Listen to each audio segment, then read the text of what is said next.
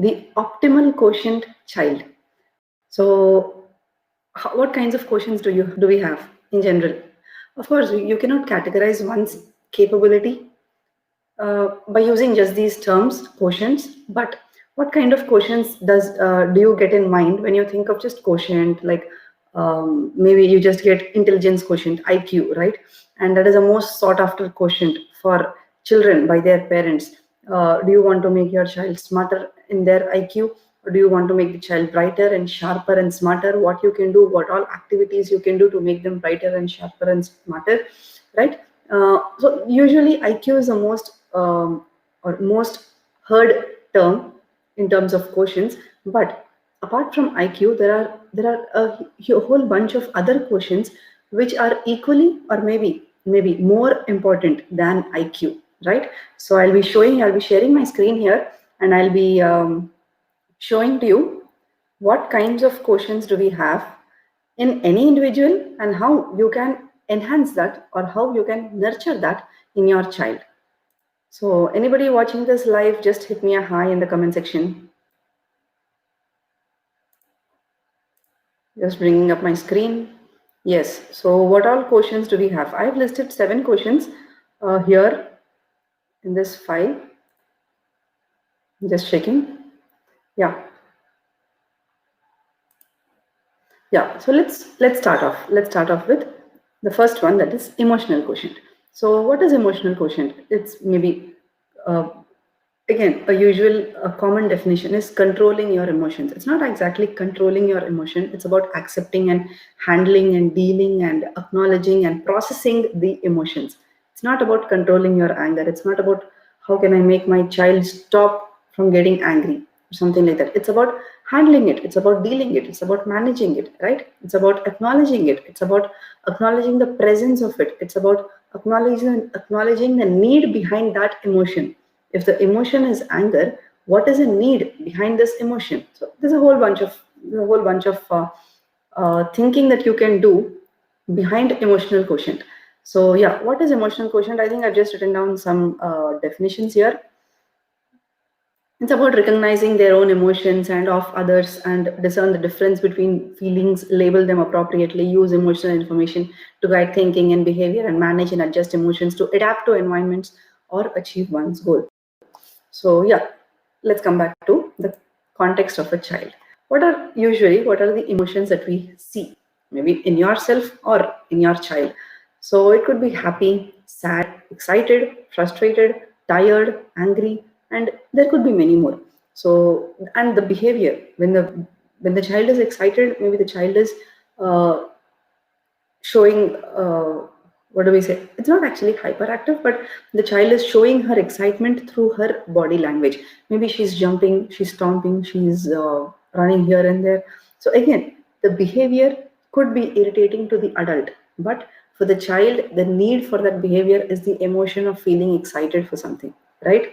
So there is an emotion here and there is a behavior here. When we are looking only at the behavior, we may be frustrated, we may be, oh, not again, another kind dose of crying or something like that. But behind that behavior, there is an emotion, there is a need for that emotion.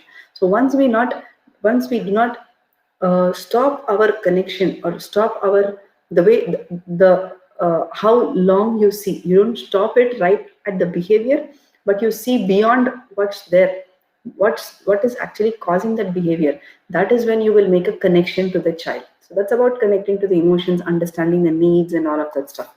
Now, at every moment in life, or again in every interaction that you have with your child, there are 2 choices. You are setting the stage. You are either providing an open stage where the child feels safe to come to you and share his emotions. Remember, share his emotions, not through talks, but through body language. The child may be crying, the child may be rolling on the floor. So that is the way the child is sharing his emotions. So you are either providing an open stage for the child to feel safe and come to you, to trust you, to share his emotions, or you are shutting them down from conveying their emotions, right? From conveying their needs to you, right? When you say, don't cry, just stop doing that and I'll give you this, or just stop shouting, or just stop say just stop jumping around, or just stop stomping around, or whatever it is. When you are asking them to stop the behavior, they will understand it as stop conveying your emotion to me, right? Even though you do not intend to say that, you do not have that intention to actually stop your child from sharing his emotion. That is what is being understood, because for the child, the way the child is sharing his emotion is through behavior. And when you are asking the child to stop behave in a certain manner, we are asking them to stop share their, asking them to stop to share their emotions, right? So that's the thing. So that's about emotional quotient. Of course, even before jumping on to in all of these quotients, this is a disclaimer. Even before you jump on and think about how I can enhance each of these in my child, it's a very good step. It's a very healthy step to first think about where you stand in each of these quotients, how you are dealing with your emotions, how you are managing your emotions, how you are handling your emotions, how much you are aware of your emotions, and how much you are passing on your emotions mindlessly, or standing up for yourself and for your child mindfully, right? Yeah, that's about the emotional quotient. Now let's jump on to the next quotient. That's uh, do we have some comments here? Just checking. Yeah, if anybody's live, just hit me a hi here. Okay, the second quotient is intelligence quotient. Intelligence quotient, let me tell you, it's the most sought after quotient by parents, and the most marketed by the providers. I don't deny the genuinity of the kits or providers or whoever it is, but what I'm telling is, we don't focus on the child who is already smarter, brighter, and sharper in his day-to-day interactions, and we make the child stop behaving in a certain manner, and we pull the child to do things in a very specific fashion so that the IQ will be built. But if we just nurture the child, if we just be with the child when the child was already when the child was already expressing his brightness and smartness and sharpness in his daily life, if we were with them, it would have been really better in terms of connection with the child, and in terms of the trust that we establish with the child, right? Yeah, so what is intelligence quotient? Again, just as a definition, it could be a reasoning ability, it could be a score to assess human intelligence. And what is the confusion here? Let me tell you. What is the confusion here? The confusion here is solving real life problems is very much different from solving problems on paper, right? When we are giving a child problems on paper, there are these big books, right? When you are giving your child, yeah, asking your child to solve problems that are coming from the paper, we are asking them to come back from their life. They're already trying to solve some kind of real-time problems. We are pulling them back from there, and we are saying, maybe just because they are messing around, right? Why do you want to go there? Why do you want to do that? Why don't you just come here and do this, whatever I have for you? But the usual phrases that a parent kind of uses for this age group of children, 0 to 7 years. So yeah, we pull them from their real life, and we ask them, we expect them to solve these problems on paper. But true skill is developed when they are actually solving real life problems, right? So you can provide these kind of problems on paper, but just be aware that you are not pulling the child from solving his real life problems. Let me give you some examples where they are actually using their intelligence, and where usually again parents kind of stop them from using their intelligence, right? Yeah, I just listed down a few. Trying to fit into the gap between wall and bed. Maybe there is a narrow gap. You could even see this in a 1 year old child. The child doesn't go immediately. Okay, I'll tell you when the child goes immediately. There's another condition, there's another circumstance due to which the child goes through it without thinking. Let me tell you. So initially, when the child has just noticed that gap, the child goes a little and comes back, and goes a little more further and comes back, and goes a little more further and comes back. So the child is already assessing the situation. The child is already analyzing, discriminating, and deciding whether he can actually go into it or come back. But let me tell you again, when the child has started doing this, maybe the child is just 1 year old, maybe the child has just started to walk. So when the child has just started to do this, it is the adults around, or anybody, it is the adults in general, adults, it is the adults around who again kind of hinder the child. Like, why do you want to go and fit into that? You will again end up with a hurt. Why do you want to go and I always say no to you. You still want to go there. Again, a whole bunch of phrases that actually do not serve your child, right? So now, when the parent is telling that the child wants to do it, wants to take up a challenge, but the adult is trying to stop the child. So what does the child do? The child comes back, or the child is dissatisfied. The child is not happy. He wanted to do something new. He was stopped from doing it. So after 4 or 5 recurrences of such kind of dialogues that happen between an adult and children, finally the child understands that this adult will not give me the space for me to take up this challenge. And now just listen to this.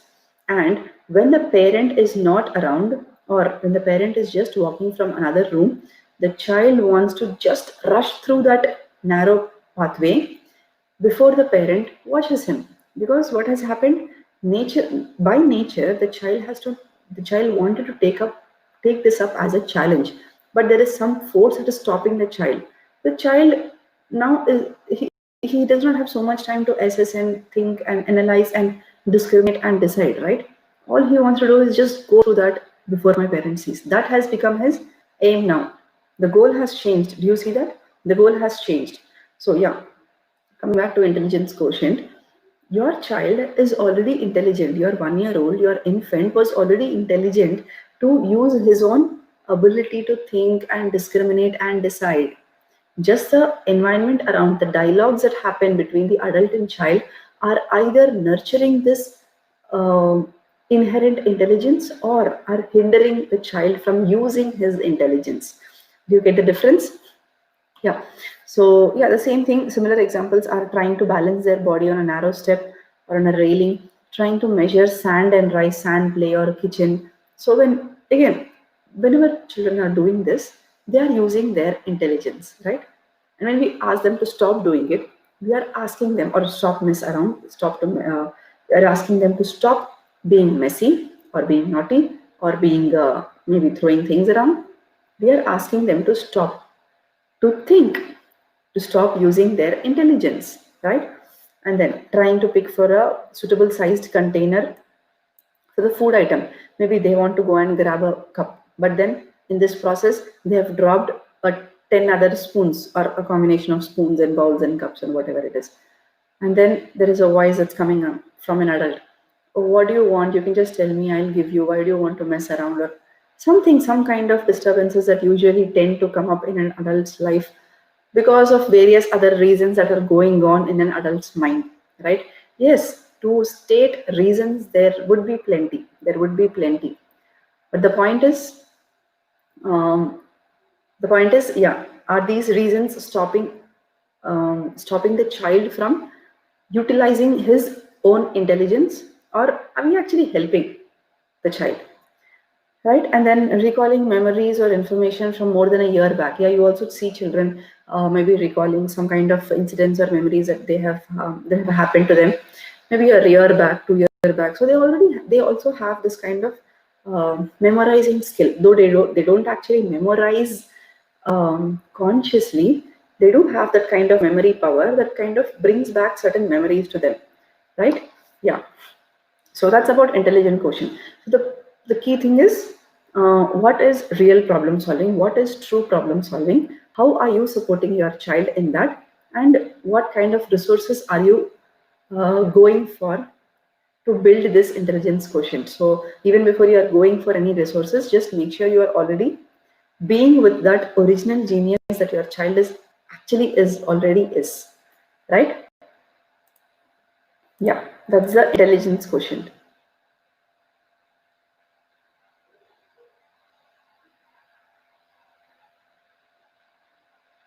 Yeah, I just check my if I am audible. But yeah, let me go to the next quotient. I just got a comment that my voice is breaking. So yeah, okay, let me move on. So the next quotient is spiritual quotient. what is spiritual quotient? So apart from actually doing all the physical routine uh, that people do or the society says this is spirituality, or I don't want to get into the nuances of all the spirituality stuff and all of that stuff, but the plain and simple definition is this.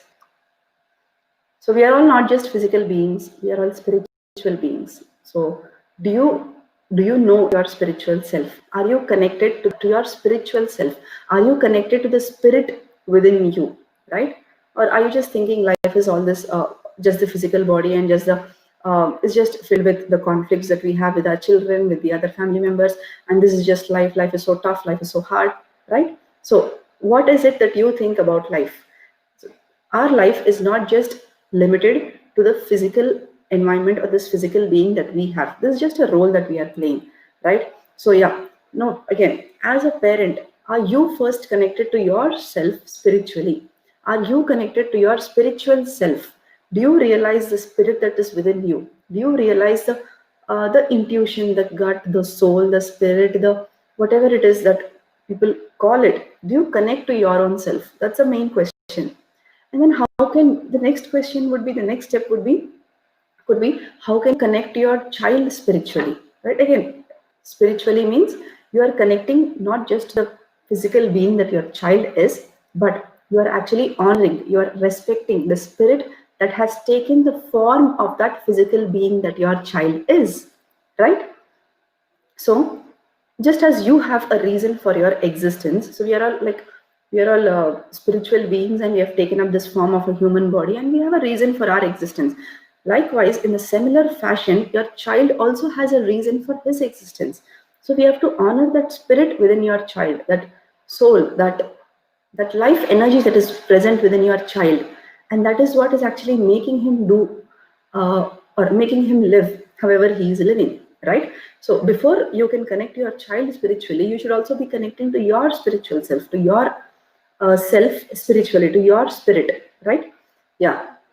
So yeah, what is spiritual quotient? It could be the spiritual power, the spiritual self-realization, spiritual acumen, or in general ability to understand the spiritual perspective around things, around experiences, around other beings, around the interaction that you have with other people. So again, if you should be able to understand the spiritual reasons behind all the experiences that you are having, the spiritual reason behind the conflicts that you have with your child, you again, the base point is you should be connected to your spiritual self, right?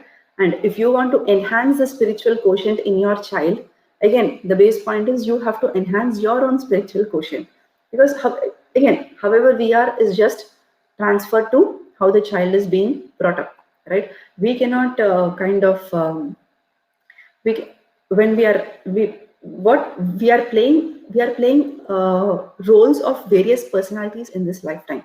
Again, in the spiritual life of ours, we are playing roles of various personalities. Like we play a role of mother, we play a role of father, of a parent, of an employee, of a friend, of a neighbor, of a father-in-law, of a daughter, of a daughter-in-law, of a mother-in-law. So you cannot be that genuine spiritual self in the role while you are playing the role of a daughter, but when you are playing the role of a mother, um, I'll be this way. I'll be very different from the way I'm playing the role of the daughter. Or when I'm playing the role of a mother, I'll be this way. But when I'm playing the role of a daughter-in-law, I'll be another way. So we cannot do that. It brings in a conflict within us. So if you have to play that genuine role, you have to be playing the genuine role in each of the personalities or in each of the roles that you are having to play in this life. You should first be that genuine individual first, right? So that's genuine individual is again your spiritual self, right? You have to connect to your spiritual self first. Only then can you play the genuine again, the genuine role of a mother, the genuine role of a daughter, the genuine role of a daughter-in-law, right? So you cannot hide yourself while you are playing a role of a certain personality, and then you cannot kind of show up put up a very pleasant uh, kind of mask when you are playing the role of another personality, right? Everything is see-through in this lifetime. So yeah, spiritually, each one is here to play his role of whatever I've told. And this is a movie called life. We are playing various roles in this movie called life. And only when we are strong, our core is strong as an individual, only then can this be reflected upon all the various roles that we are playing in this lifetime. The role of mother, the role of daughter, the role of daughter-in-law, the role of brother, sister, friend, neighbor, employee, employer, whoever it is. The core needs to be strong first. The core can become strong when you are connected to your spirit, when you are connected to your true self, when you are connected to your spiritual self, right? And that also helps in dealing with conflicts. So again, as I told you, life is not just limited to this physical thing that you are seeing around, is not just limited to the maybe the physical conflicts that you have with people around, but it's much more. There are spiritual reasons behind every conflict, every experience that you are having in your life. There are spiritual reasons. The only thing that we can do is being aware of what's going on behind the scenes, not in front of you, in front of your eyes, but behind the scenes. So yeah, for this, what is the key thing? So the key thing is our inner guidance system, our intuition. So we all have, each of us has this powerful inner guidance system within us. And we all know if we are following our intuition or not. We all, whenever you have you have a choice to make in your life. Maybe you are in a conflict and you have to react to it. You're responding to it. You're reacting to it. Or the simplest example is when the alarm is ringing. There are two voices. That one is coming from the mind, the monkey mind, maybe asking you to react negatively or just snooze the alarm and sleep again or something like that. And there is another true voice that's coming from your intuition, from your soul, from your spirit, from your true self, again whatever you are calling it as. That is your powerful inner guidance system, and it will ask you to respond appropriately, be it the conflict or be it even turning off the alarm and waking up for the day.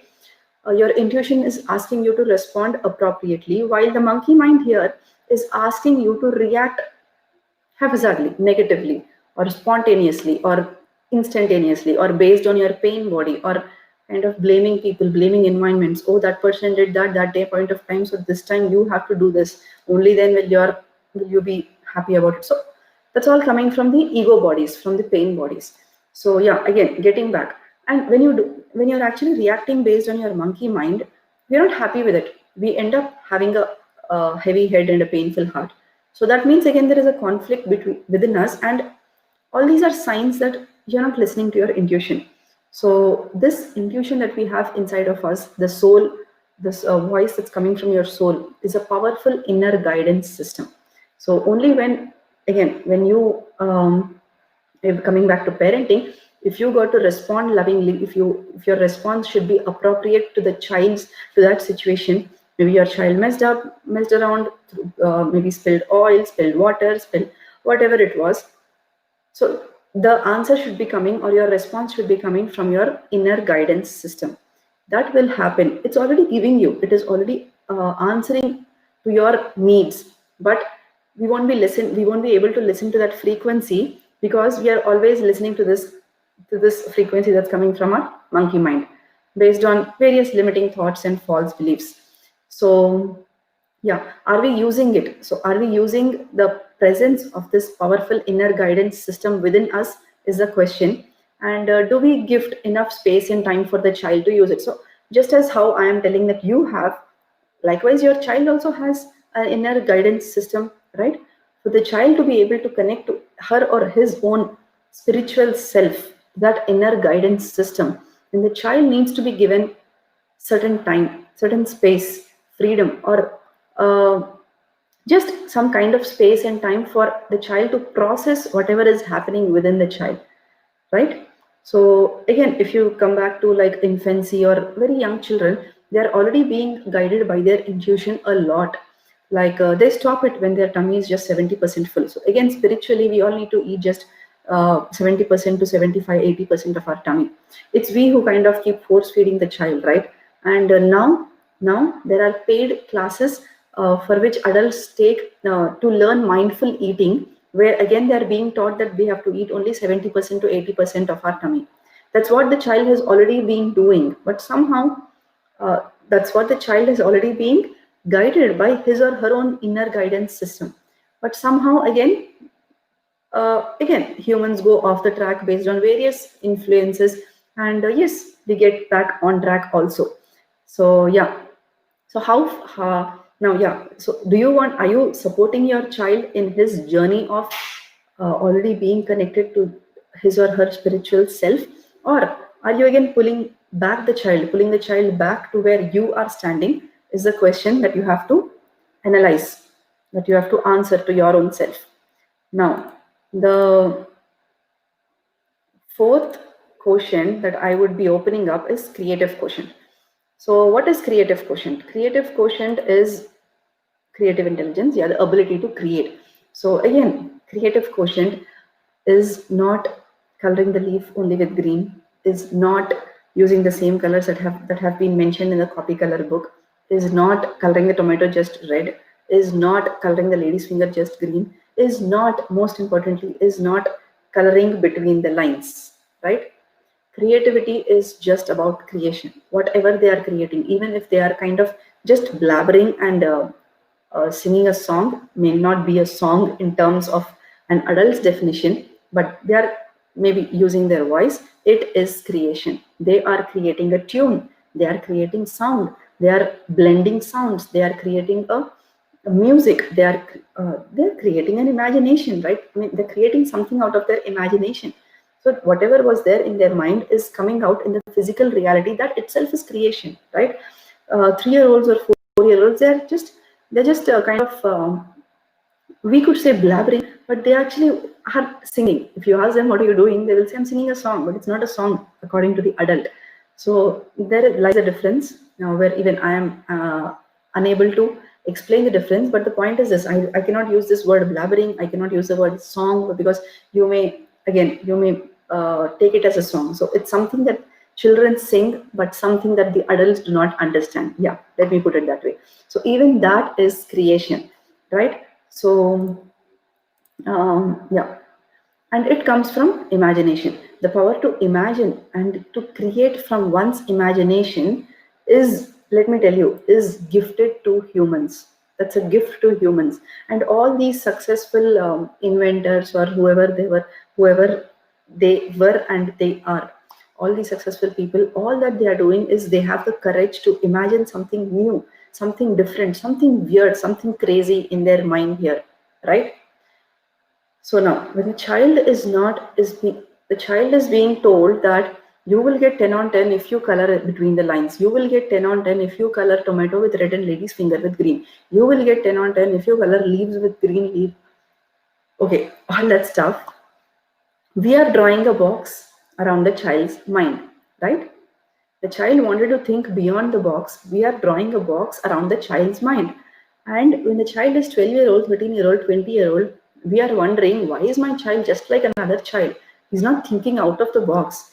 Remember, the child never drew a box around him.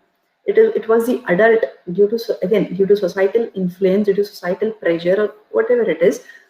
It is the adult who is drawing this box around the child's mind, right? And again, we are wondering with why my child is not thinking out of the box, right? So your child is already using his full potential in terms of imagination. Are you first okay with it? Am I okay with my child using their imagination? Maybe they want to mix up flowers, maybe they want to mix up some colors, maybe they want to mix up something in the kitchen, maybe they want to mix up something in the washroom, maybe they want to mix up some water and some other stuff. So are we okay with it, right? Now, how you can handle it, how you can be okay with it, let's keep it for another session. But are you giving a safe space to continue doing it, to help your child to continue use her own imagination, is the question here. Use her creativity. So what happens is, there is a natural process for the again, gifted by nature, for the child to use his or her creative juices. What we do as the adults is we stop them from using it in a natural way, and we pull them to be creative in some other kind of activity sheets or kits or drawing competitions or making art and craft competition or something like that. So how far, I mean, is it worth it, right? How is it justified? Yeah, how is it justified, right? So yeah, when you talk about creativity, it's not just about making a neat singing a neat song or making a neat drawing that will give you 10 on 10, but that is about creating something from the imagination, the imaginary level, from the mental level to a physical plane, from the mental plane to the physical plane. As long as the child is curious to do this, to think, to imagine, and to build a physical reality of it, the child will be capable of imagining any kind of reality, even in the future. She will have the courage to do it. If the child is constantly pulled down to not think so weirdly, just be like another child, just be like how other just color like how the other children are coloring, just act like how the other children are acting, then your child will just be another individual in the society, right? And then we wonder, why is my child not standing out of the crowd? In childhood, when the child is kind of standing outside from the crowd, sometimes the parents feel guilty also, right? Why is my child different from everybody else? But then um, zoom into adulthood, we all want adults who are very different, right? Who act differently, who change the world and all of that stuff. But only when the child is encouraged, I mean, maybe not encouraged, but maybe if the child's need to stand out of the crowd is understood and connected, can the child have this courage to think on his own, to create something unique of his own, and stick with his um, mastermind here, right? To stick with his mastermind here. Yeah, let me move on to the next quotient, that is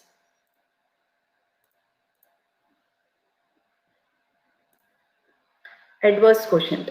Yeah. So what is adverse quotient? Adverse quotient is ability to face failure. Again, quite naturally, children do have this, right? Children already have this ability to face failure.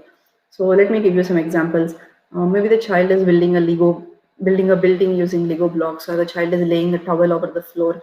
And yeah, this is a real-time example. The child is a 2-year-old, is laying a towel on the floor, and then the child wants to lay another towel on the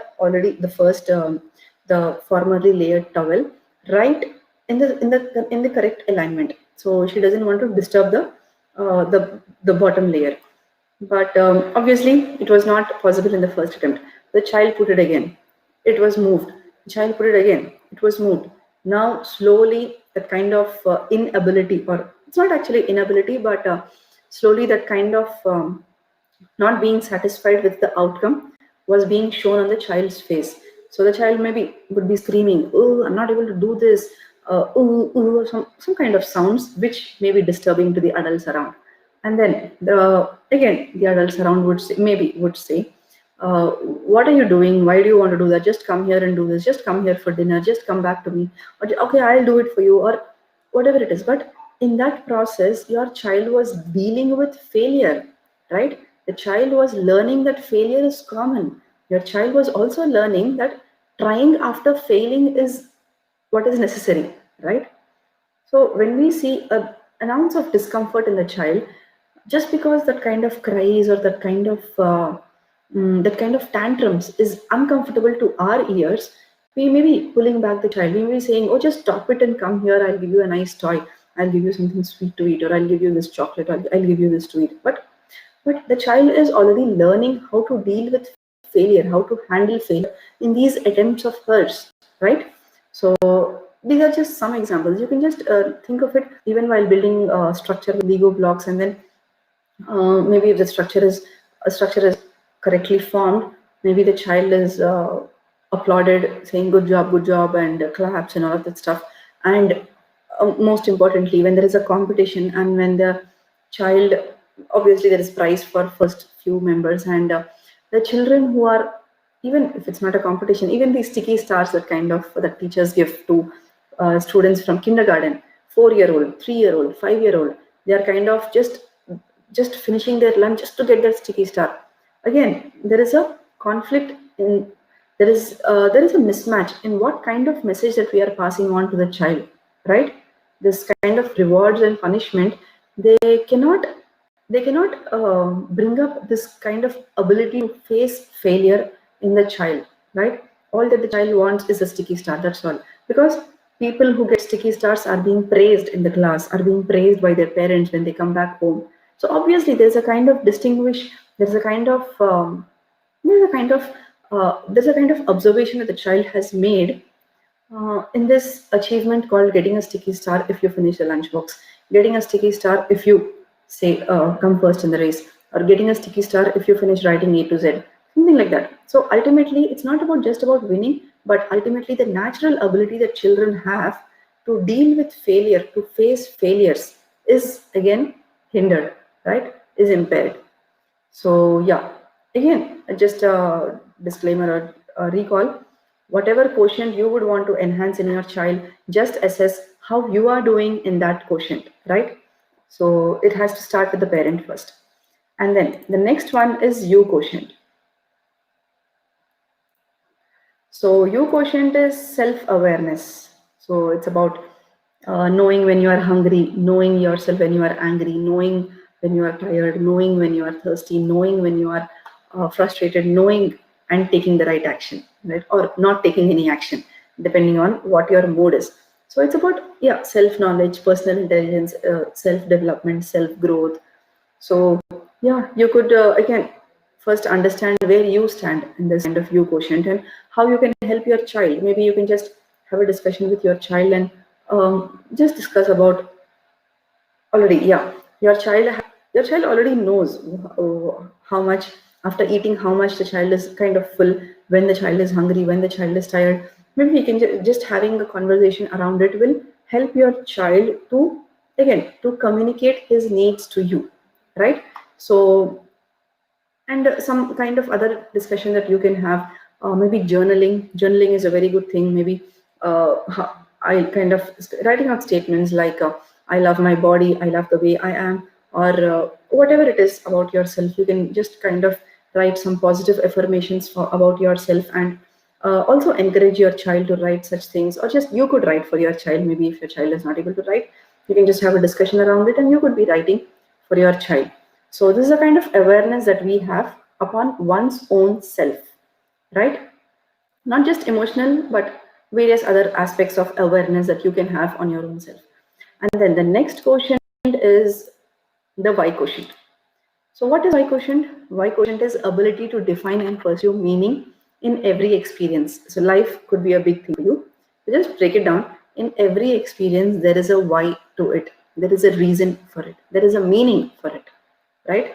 So if we have, if we understand the meaning behind whatever is happening in your life, the meaning behind all the experiences that you have in your life, that is when life becomes purposeful. So in general, in Y quotient, in the perspective of parenting or from children, from a child's perspective, your child is already asking you many, many, many why questions. Just I don't even say answer all their questions. It shouldn't seem like you are the answer data and your child is a questionnaire. So it's like you can just have a friendly discussion over the question. You could reply a question to your child's question, and maybe you can just ask your child to think around, and maybe you also can just make some wild guesses and say, maybe I think this, what do you think, or something like that. So it's not about just answering your child's questions, but it's about, again, giving the space and the time for the child to process through all these doubts and questions, and doubts and questions, and giving them an open space to come and discuss with you, right? For that, you should be having your why first, right? So it's like whenever you're doing something, maybe even snoozing an alarm, switching, turning it off and waking up, whatever you are doing, have a why. Question yourself, why am I doing this? If you are opening up Facebook, why I am opening Facebook? If you want to maybe binge watch Netflix, why do I want to watch this, right? Just have a why for everything that you do, and whatever you do will turn out to be purposeful. And same way, you can also encourage your child, or it's not, again, not about encouraging. Your child already has many, many, many whys, so you can just keep up to the level of your child with his number of whys that he has, right? So that brings us to the end of this live session. So yeah, if you're staying until here, thanks for watching the entire video. And below this video, there is a link for my masterclass where I'll be covering various other concepts around children, childhood, and parenting. So make sure you register for the masterclass. There is also a link for the Facebook group. So make sure you join that Facebook group. and casual life. Thank you. Bye bye.